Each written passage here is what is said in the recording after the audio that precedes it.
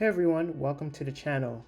In this video, you've already read the thumbnail, you saw the title, so we're just going to dive right in.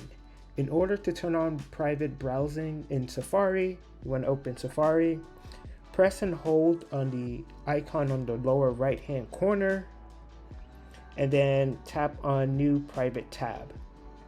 This will open the private browsing window in Safari, and if we tap on any one of these icons here, let's say the Wall Street Journal, we want to unlock private browsing using biometrics. Then you want to go to Settings, go to Safari, and scroll towards the bottom, and you will see the Privacy and Security section. And the third option here would be require Face ID to unlock private browsing. If you're using a Touch ID device, just replace Face ID with Touch ID.